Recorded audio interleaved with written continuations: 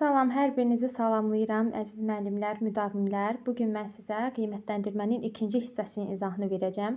Qalmışdı bizdə orada summativ qiymətləndirmə və beynəlxalq qiymətləndirmə. Keçən dərsimizdə biz qiymətləndirmə haqqında ümumi məlumat, prinsipləri, məktəbdaxili qiymətləndirmənin növlərindən danışdıq. Hansı növləri var idi? Diaqnostik qiymətləndirmə, formativ qiymətləndirmə və summativ qiymətləndirmə. Diaqnostik qiymətləndirmə o idi ki, ilkin diaqnoz qoyulması, yəni şagirdin potensialı nədirsə, güclü və zəif tərəfləri hansıları idisə, şagirdin qabında nə varsa, onu ortaya çıxartmaq üçün həyata keçirdiyimiz ilkin qiymətləndirmə idi. Formativ qiymətləndirmə isə formalaşdırıcı, hər gün davamlı olaraq şagird fəaliyyətini izləməyə təkan verən qiymətləndirmə növümüz bu bizim formativ qiymətləndirmə idi. İndi isə gələk summativ qiymətləndirməyə. Nədir summativ qiymətləndirmə? Bu artıq bizim cəmləşdirici, yekun qiymətləndirməmiz hesab olunur, son nöqtəmiz hesab olunur və burada geriyə dönmə xüsusiyyəti olmayacaq. Bu nə deməkdir? Mən sizə keçən dəfə formativ qiymətləndirməni izah edəndə demişdim ki, geriyə dönmə xüsusiyyəti var orada. Yəni şagird bugün zəif nəticə göstəribsə, 4 alıbsa, sabah öz üzərində çalışaraq 4-ü 5 eləyə bilər. Geriyə dönmə xüsusiyyəti mövcuddur. Amma summativdə isə bu xüsusiyyət mövcud deyil. Çünki bu artıq yekun qiymətləndirməmiz hesab olunur, son nöqtəmiz hesab olunur. Summativ qiymətləndirmənin də əsas məqsədi ondan ibarətdir ki, məzmun standartının şagirdlərin nə dərəcədə nail olduğunu ölçməyə xidmət edir. Qazanılmış bacarıqlar üzrə yekun qiymətləndirmə aparmaq, tətbiq etməyə nə dərəcədə nail olduğunu aşılamaqdan ibarətdir. Və bir də bunu yadda saxlayın ki, biz formativ qiymətləndirmədə demişdik ki, şagirdin fəaliyyətini izləməyə təkan verən qiymətləndirmə idi. Amma şagirdin nailiyyət səviyyəsinə qoyulmuş nailiyyətini ölçməyə xidmət edir. Bu bizim summativ qiymətləndirməmiz hesab olunacaq.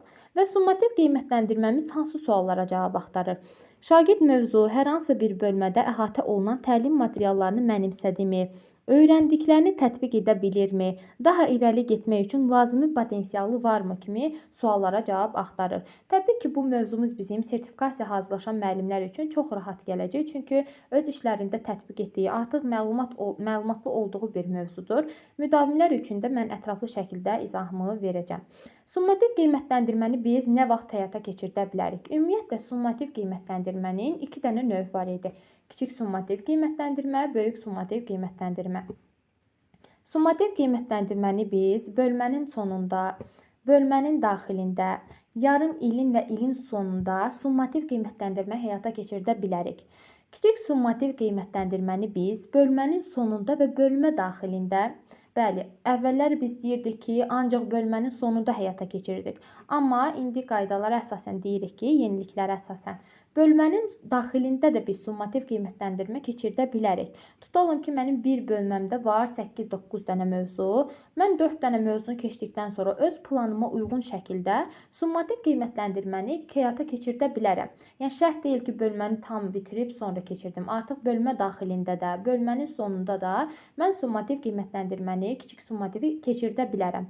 Böyük summativ qiymətləndirmə isə yarım illərin sonunda, yarım ilin sonunda, həmçində ilin sonunda həyata keçirdiyimiz qiymətləndirmə növüdür. Və kiçik summativ qiymətləndirmə bizim fən müəllimi tərəfindən həyata keçirilir. Yəni, hər bir fən müəllimi özü kiçik summativ qiymətləndirməni həyata keçirdir və qiymətləndirmənin sayı, tarixi hər fən müəllimi tərəfindən planı, illik planı hazırlanarkən müəyyənləşdirilir və yarım ilin birinci həftəsində dərsdə şagirdlərə şifahi olaraq məlumat verilir. Yəni, əvvəlcədən şagirdlərə summativ qiymətləndirmə, kiçik summativ qiymətləndirmə nə vaxt həyata keçiriləcəksə, onun haqqında birinci yarım ilin əvvəlindən, yəni yarım ilin əvvəlindən birinci həftəsi ərzində şagirdlərə dərs müddətində biz bunu məlumat verməliyik. Amma böyük summativ haqqında da biz danışacağıq. Böyük summativ qiymətləndirmə isə mən sizə planlaşdırma mövzusunu keçəndə də izah vermişdim ki, böyük summativ qiymətləndirmə müəllimin planına daxil olunmamalıdır. Yəni, illik planımızda böyük summativ qiymətləndirməni biz qeyd etmirik. İllik planımızda müəllim həm diaqnostik, həm də bizim kiçik summativ qiymətləndirməni qeyd etməlidir. Amma böyük summativ qiymətləndirməni biz illik plana daxil etmirik. Çünki böyük summativ qiymətləndirmə fən müəllimi tərəfindən həyata keçirilmir. Bu, rəhbərlik tərəfindən həyata keçirilməlidir. Və kiçik və böyük summativ qiymətləndirmənin nəticələri 100 bal ilə ifadə olunur. Yəni bal sistemi var bildiyimiz kimi. Təbii ki, biz sonda o nəticələri həm bal ilə, həm də o balı qiymətə çevrilərək summativ qiymətləndirmənin nəticələrini həm şagirdin gündəliyində yazmalıyıq, həmçində məktəb jurnalda biz bunu qeyd edirik. Və burada da ballar göstərilib. Məsələn, 0-30 bal aralığı 2 qiymətdir və qeyri-kafidir.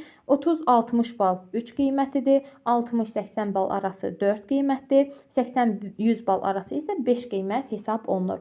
Bir də bunu qeyd eləyək ki, məsələn, şagirdə gəlib summativdən rovna 30 bal.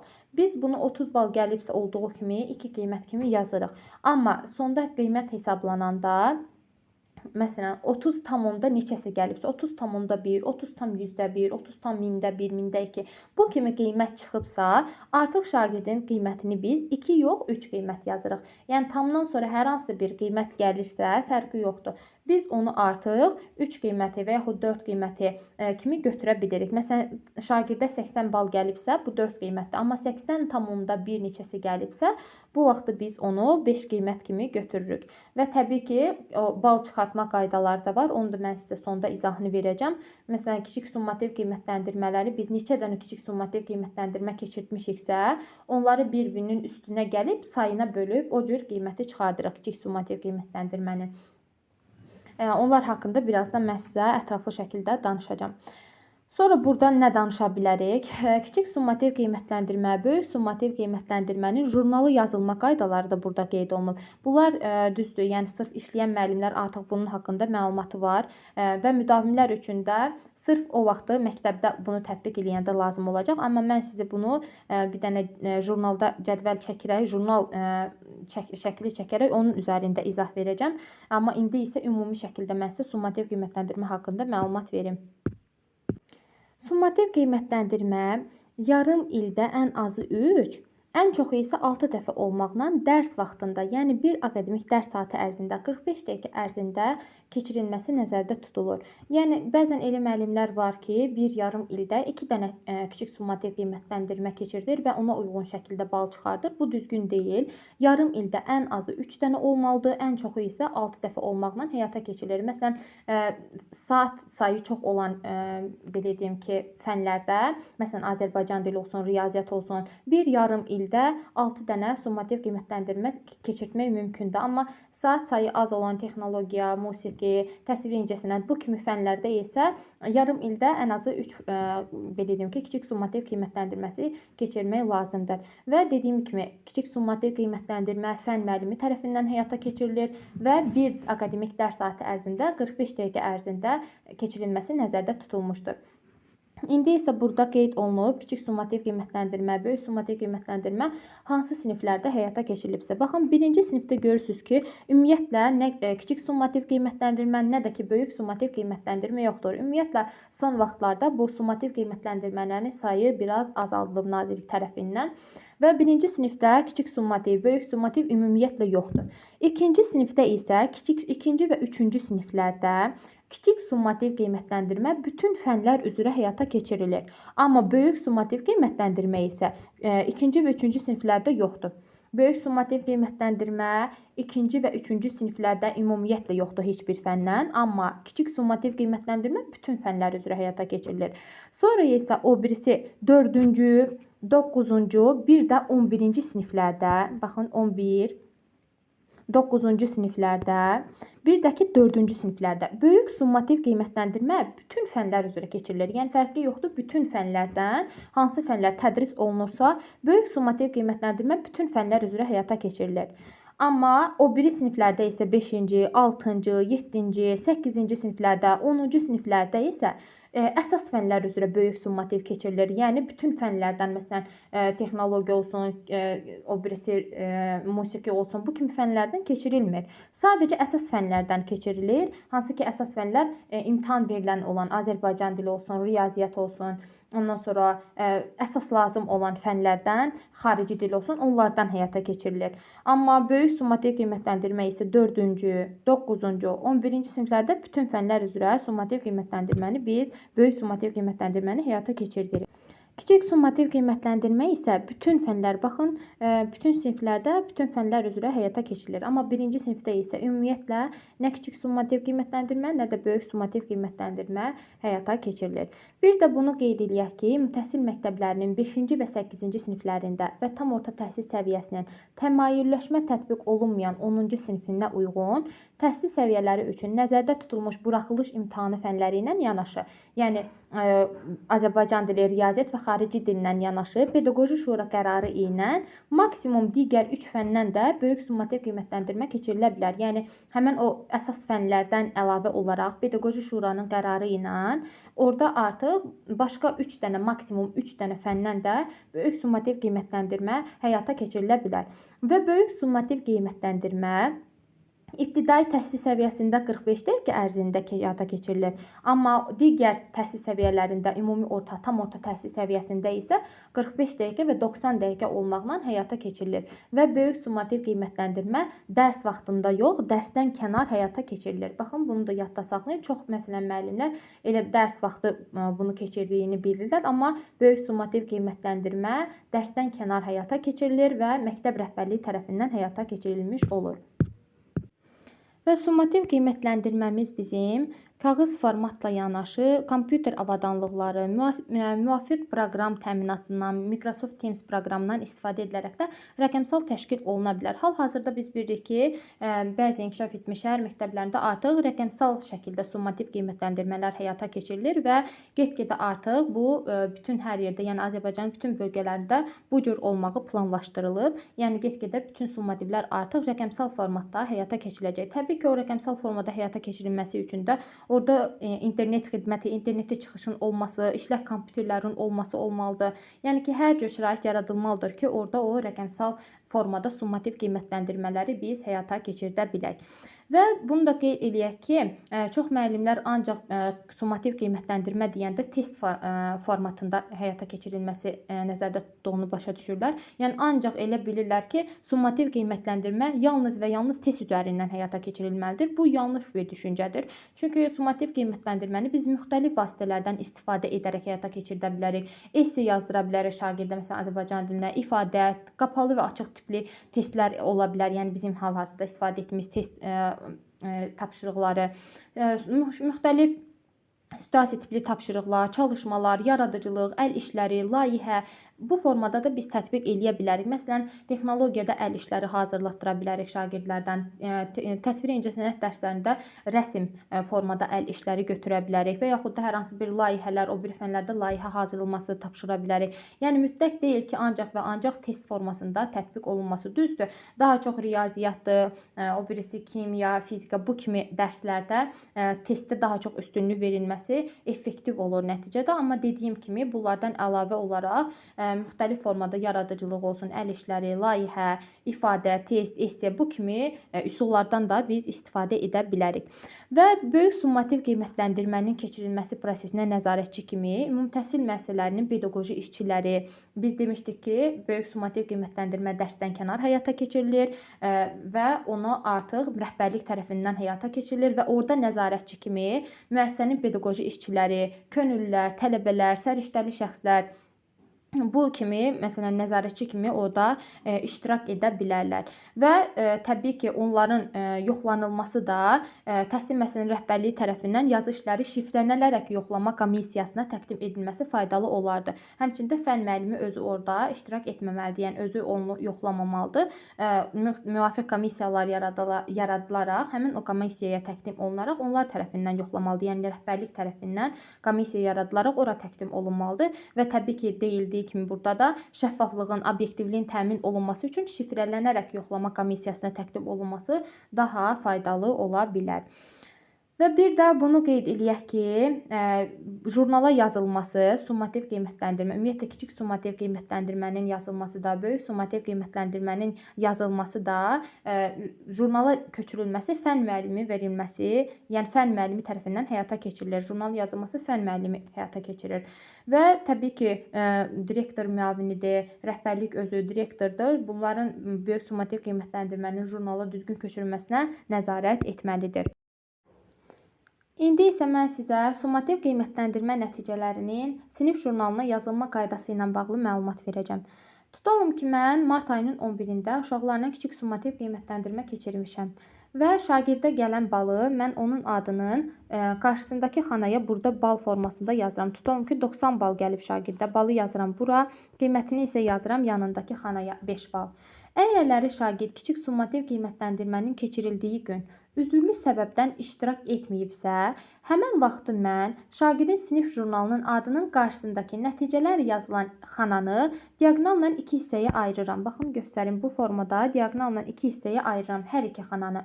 Və xanaların hər ikisinin sürətində qayıb yazıram. Məxrəclərini isə boş saxlayıram. Burada da qayıb, burada da qayıb yazdım sürətlərində. Məxrəclərini isə boş saxlayıram. Və mən həmən şagirdlə növbəti kiçik summativ qiymətləndirmənin keçiriləcəyi tarixədək kiçik summativ qiymətləndirmə təşkil edə bilərəm.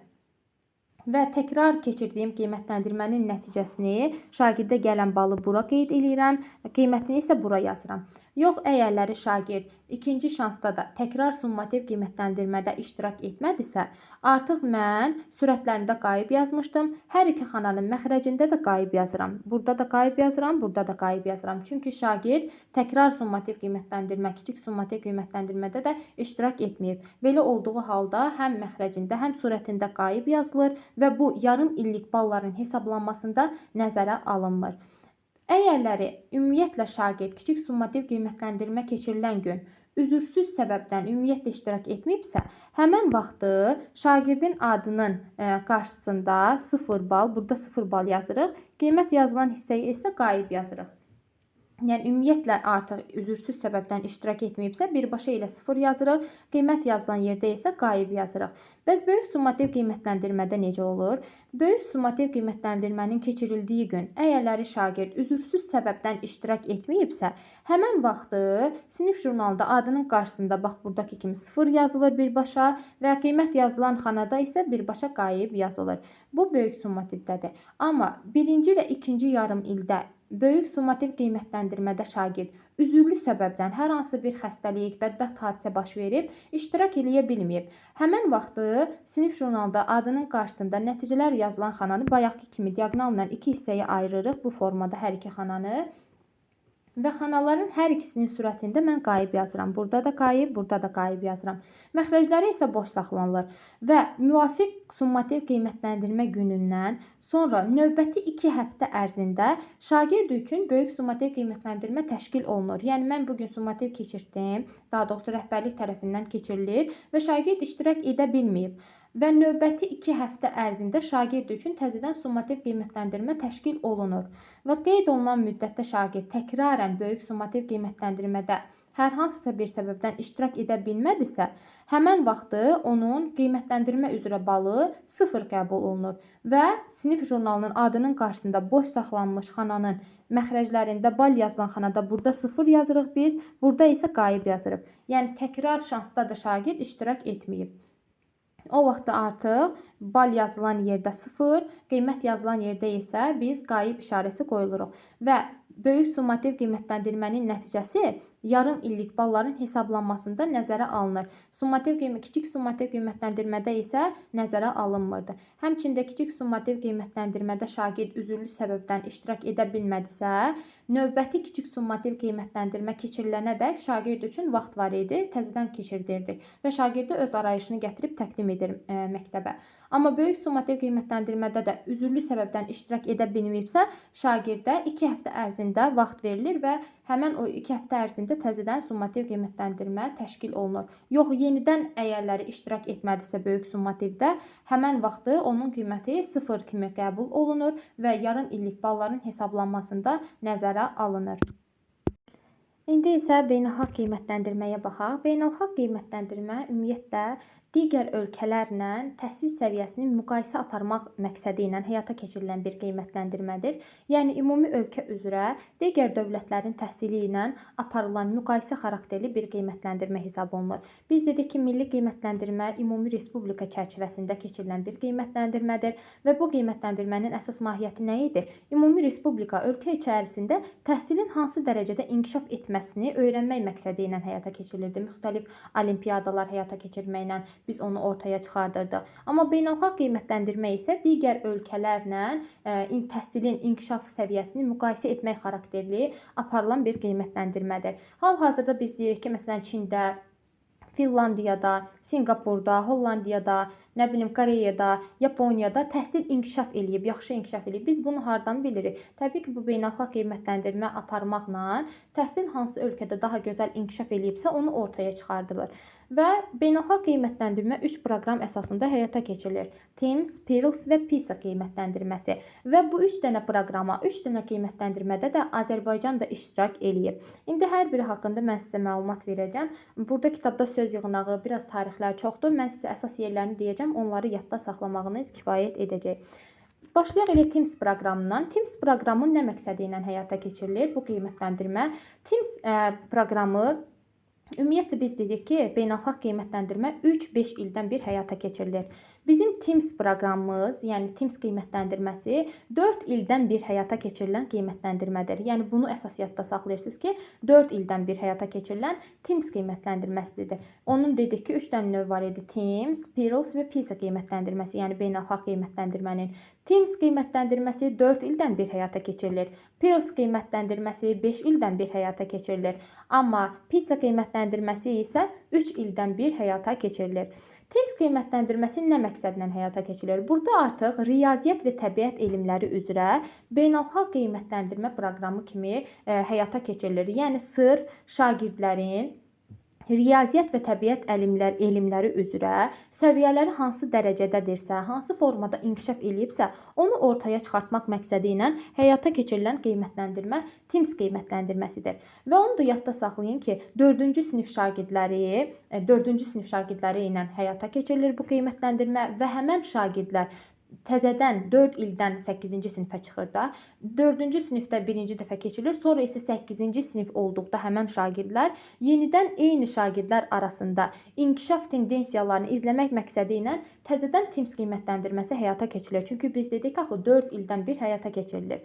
Və burada birinci məsələn eyni şagirdlər 4-cü sinifdə oxuyur. 4-cü sinifdə oxuyanda onlarda riyaziyyat və təbiət elmləri üzrə səviyyələri hansı dərəcədədirsə, onları müqayisə etmək məqsədi ilə 4-cü sinifdə olanda bu qiymətləndirmə keçirilir. Yenidən 4 ildən bir həyata keçirildiyi üçün həmən o uşaqlar artıq 8-ci sinifə olduqda eyni şagirdlər arasında artıq o inkişaf tendensiyanı izləmək üçün yenidən həmən o qiymətləndirməni biz keçirtmiş oluruq. Və burada STEM proqramı da öz əksini tapır. Yəni təbiət və riyaziyyat və təbiət elmlərində biz deyirik ki, həmçində STEM kimi bilinir də, təbiət elmləri də var orada, texnologiya, mühəndislik, riyaziyyat üzrə o proqramlar daxildir və şagirdlərin inkişaf səviyyəsini izləmək məqsədi ilə bu qiymətləndirməni biz həyata keçirmiş oluruq. Yəni daha doğrusu biz yox, beynəlxalq qurumlar tərəfindən həyata keçirilən bir qiymətləndirmədir. Və burada da kitabda məqsədlər qeyd olunub. Yəni TIMSS proqramında hansı məqsədlər üçün istifadə oluna bilər deyə milli səviyyədə nailiyyət trendlərinin qlobal miqyasda monitorinqi, yəni xarici ölkələrlə monitorinq, xarici ölkələrin təhsil sistemi ilə hansı dərəcədə inkişaf edib etməməsini yoxlamaq. Sonra təhsil siyasəti haqqında məlumat toplamaq üçün TIMSS nəticələrinin istifadə edilməsi, yəni yeni və yaxud da yenidən işlənmiş təhsil siyasətlərinin monitorinqi, aşağı nəticə göstərən şagirdlərin müəyyən edilməsi və təhsil proqramları islahatlarının stimullaşdırılması, şagirdlərin riyaziyyat və təbiət elmləri üzrə nailiyyətlərin məktəb və ev mühitinin təsiri haqqında məlumatın əldə olunması.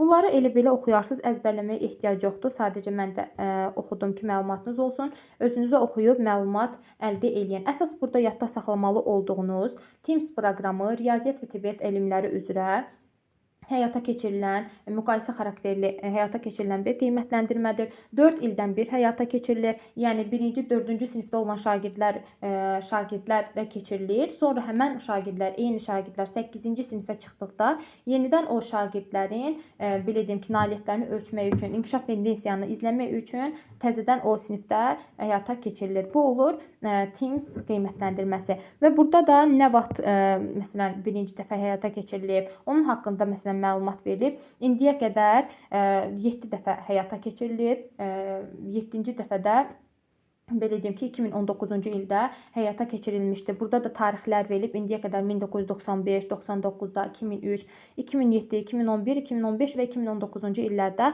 aparılıb və Azərbaycan da 7-ci dəfə 2019-cu ildə bu qiymətləndirmədə iştirak etmişdir və qiymətləndirmədə Azərbaycanı yalnız və yalnız 4-cü sinifləri təmsil etmişdir. Yəni 4-cü siniflər təmsil etmişdir Azərbaycanı da. Bunu da yadda saxlayarsınız. Mən dediyimdə sizə, yəni 4-cü sinifdə ilk qiymətləndirmə aparılır. Sonra hər 4 ildən bir təzədən bu TIMSS qiymətləndirməsi həyata keçirilir.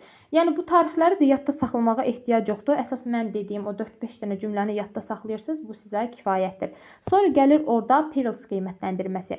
PIRLS qiymətləndirməsi də 5 ildən bir həyata keçirilir və ancaq 4-cü siniflərdə aparılan bir qiymətləndirmədir. PIRLS qiymətləndirməsi də dedik 5 ildən bir həyata keçirilir və 4-cü siniflərdə həyata keçirilən bir qiymətləndirmə növüdür. Və bu nə məqsədlə həyata keçirilir? Şagirdlərin tədqiqat, oxu və mətni anlama bacarıqlarını, oxuyub anlama səviyyələrini həyata, belə deyim ki, ortaya çıxartmaq məqsədi ilə həyata keçirilən bir qiymətləndirmədir. Şagirdlərin oxuyub anlama bacarıqları, oxuyub anlama səviyyəsi hansı dərəcədə, hansı səviyyədə inkişaf edibsə, onu ortaya çıxartmaq məqsədi ilə həyata keçirilən qiymətləndirmə hansı oldu? PIRLS qiymətləndirməsi 4-cü siniflərdə həyata keçirilir və 5 ildən bir həyata keçirilir. Sonra burada qeyd olunub ölkə səviyyəsində nailiyyət trendlərinin izlənməsi. Bunları da özünüzdə oxuyub yadda saxlayarsınız. Əzbərləməyə ehtiyac yoxdur bunları.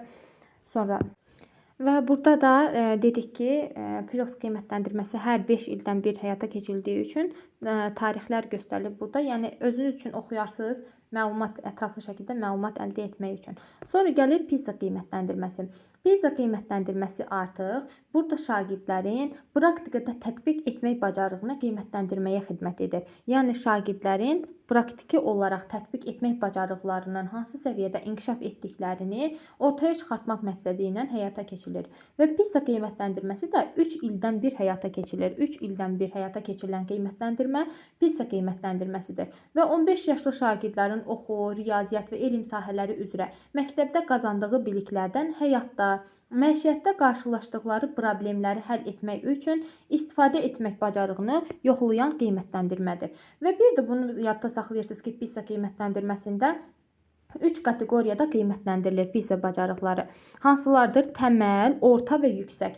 Təməl, orta və yüksək 3 dənə kateqoriyada qiymətləndirilən bizim növümüz hansı oldu? PISA qiymətləndirməsi. Bunu bu cürdə yadda saxlaya bilərsiniz. PISA formasında, yəni 3 dilim olur PISA-nın və o formada təməl, orta və yüksək 3 dənə kateqoriyada qiymətləndirmə aparırıq. Və bunları da özünüz oxuyarsınız kitabdan ətraflı şəkildə, yəni ki, məlumatınız olsun. Amma əsas mən dediklərimi yadda saxlasaz, məncə kifayətdir. Deməli, beynəlxalq qiymətləndirmə 3 proqram əsasında TIMSS, PIRLS və PISA qiymətləndirməsi vasitəsilə həyata keçirilir. TIMSS proqramı biz dedik ki, 4 ildən bir həyata keçirilir. Əsasən riyaziyyat və təbiət elmləri üzrə, STEM üzrə həyata keçirilən qiymətləndirmə idi. Və sonra PIRLS qiymətləndirməsi 5 ildən bir həyata keçirilirdi. Burada artıq 4-cü sinif şagirdlərin tədqiqat, oxu, mətni anlama, oxuyub anlama bacarıqlarının səviyyəsinin hansı səviyyədə inkişaf edib etməməsi o yoxlanılırdı. Sonra isə ən axırıncı PISA qiymətləndirməsi də 3 kateqoriya üzrə təməl, orta və yüksək kateqoriya üzrə qiymətləndirmə aparılırdı. 3 ildən bir həyata keçirilirdi və praktikada tətbiq etmək bacarığı inkişafını izləmək üçün istifadə olunan qiymətləndirmə növü idi.